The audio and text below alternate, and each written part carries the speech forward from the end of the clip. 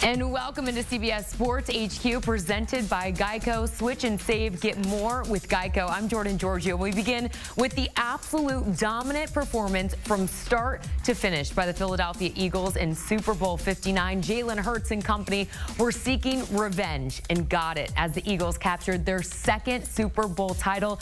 Jalen Hurts, who was crowned Super Bowl MVP, said after the game, defense wins championships. Isn't that the truth? This elite Eagles defense, made things absolutely miserable for Patrick Mahomes all night long, who was sacked 6 times and recorded 3 turnovers as the Chiefs' hope of becoming the first team in Super Bowl history to three-peat was destroyed.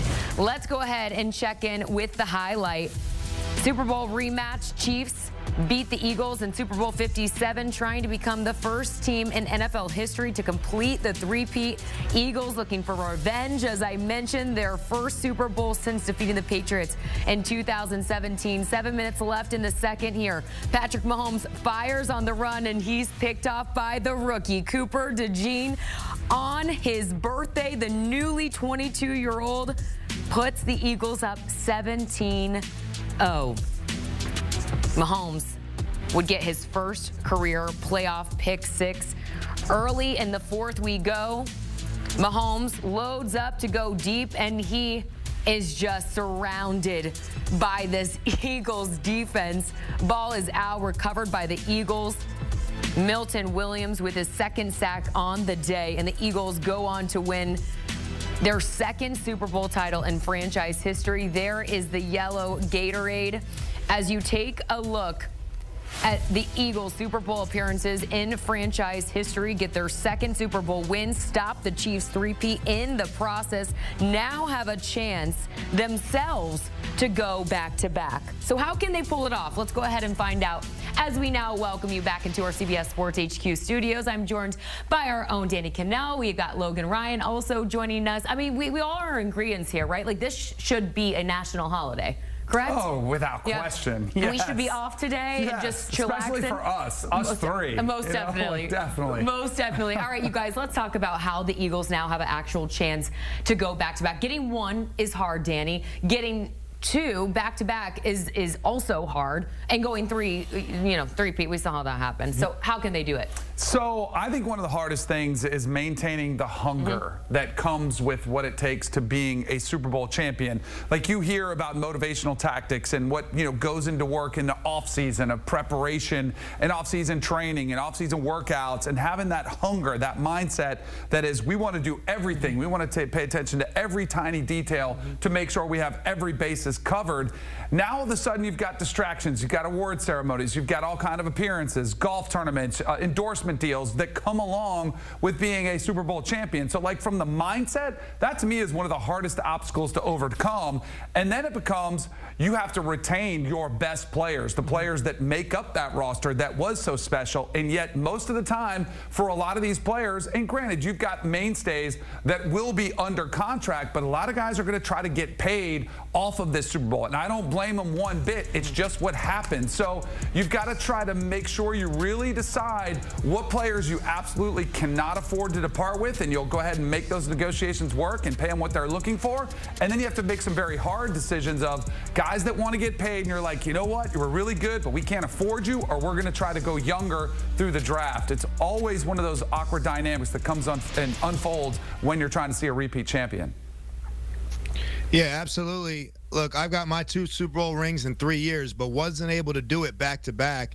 It's because of all the points that Danny said. The roster changes every single year, no matter what. You're going to bring in new rookies. Some guys got to go. Free agency, some guys are going to go for better opportunities, maybe like a Josh Sweat. He looked like he earned himself some money there. Maybe the Eagles got built to bring him back. Maybe they're not. And then your players' roles are going to change. Cooper DeJean is not the rookie sensation next year. He's going to be, people know who he is. But the main reason is the NFL doesn't make it easy on you. When you win the Super Bowl, you get the worst pick in the draft every round. You get number 32.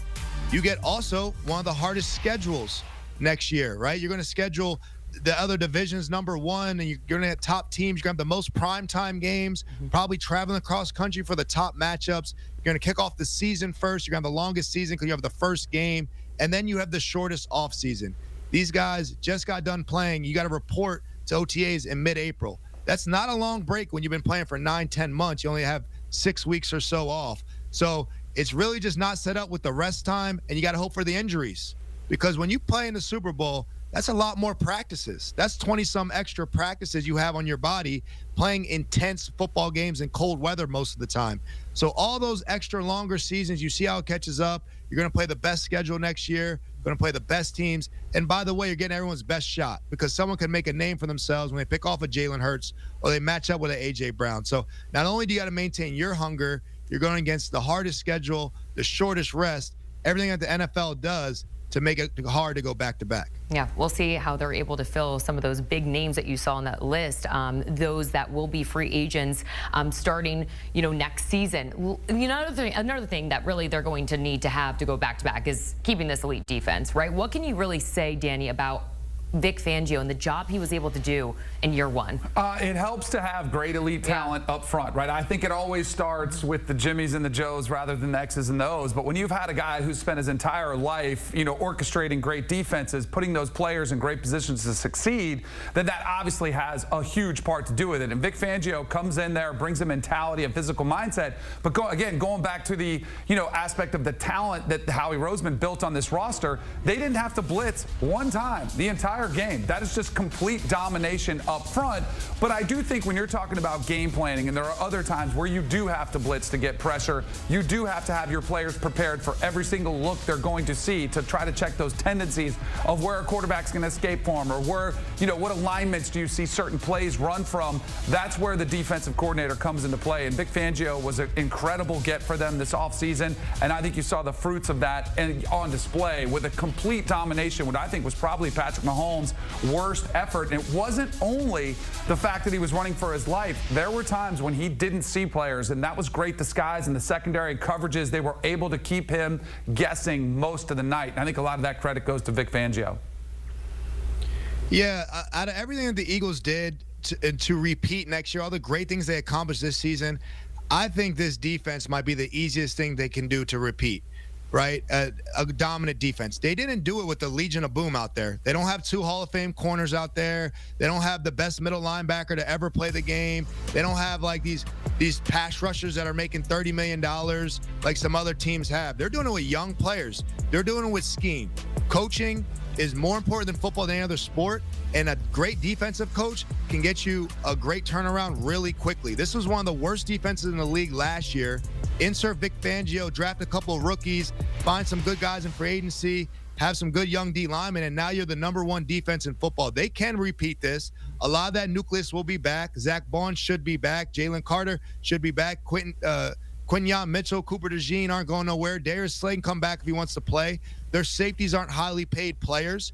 So I think the system really maximizes some of these parts here. These are not an defense that's filled with 9 All-Pros. Most of these guys will be back. Most of us didn't know their names until this season, but man, together they played great team defense. I think Vic Fangio can repeat this next year. Well, the offense will be a little bit of a different story. How concerned are you, Logan, with how this offense will look for the Eagles, considering that OC Kellen Moore and the Saints are close to finalizing his future in New Orleans? I think the offensive line is more important than the play caller there. Okay. I mean, obviously, Kellen Moore is great. I don't want to undermine what he did. He just was a Super Bowl winning offensive coordinator. That is very hard to do. But your franchise quarterback's coming back, right? The entire offensive line should be back. Does Lane Johnson want to continue playing? I think he does. You have the young center and Cam Jurgens. We obviously know they have the left tackle, and the guards are great as well. Saquon Barkley's under contract. I mean, Joe Shane just pulled a Dallas Mavericks Nico Harrison move, trading or letting a generational player walk in his prime. So Saquon will be back. A.J. Brown's under contract. Goddard's under contract. And you got Smitty under contract. So Jahan Dotson's a pretty good receiver in this league. He's the 3rd receiver for the Eagles. So about 90% of that talent is coming back next year, to say the least. Obviously, a coordinator is very important, but Sirianni has done a great job of rehiring in the staff and finding great coaches year in and year out. I think this offense, most of them are coming back on paper, And these guys know how to win, leading with Jalen Hurts. He knows how to win with the best of them. I will say this, though, Logan. I do think this is an important one because while he's done a great job and Shane Steichen was great, Brian Johnson was not. And that just didn't work for whatever reason. And then you get Kellen Moore, who did inherit Saquon Barkley, right? So the next offensive coordinator, the job isn't that hard. Like, tell him, hey, you are going to run the football. But we saw Kellen Moore, who loved to throw it when he was with Dak Prescott. We saw him adapt to this offense and become more of a run-based attack. And he worked with the offense that he was given and saw the strengths of Jalen Hurts and the strengths of Saquon Barkley and being able to run it. So I do think this is a hire to keep an eye on to make sure that you do see somebody that Jalen Hurts is comfortable with. You want to probably try to keep the same terminology, the same schematics, but the play caller, the guy who was actually making those calls, I do think is imperative that they get somebody who keeps this continuity together, because I thought Jalen Hurts did regress. And I know there's been a lot of criticism about him, and it's expected when he had 3 different coordinators in 3 years. Now it'll be a 4th.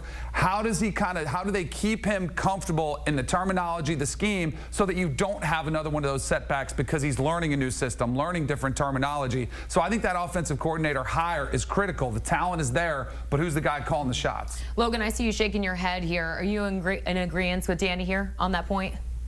Yeah, I mean, a coordinator is very important, and we do see some regression from year to year.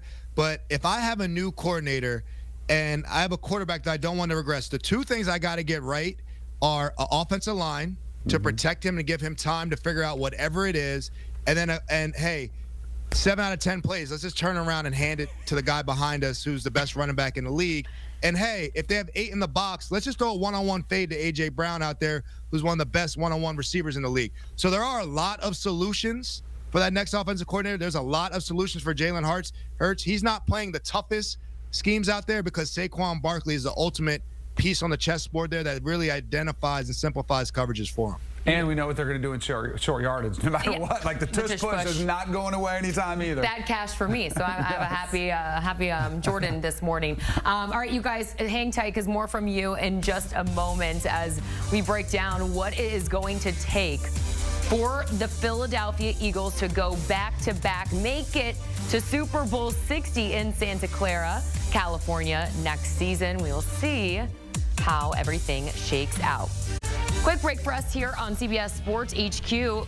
What's next for the Chiefs after the shocking defeat last night? How can they get back to the mountaintop and win Super Bowl 60? We tell you next.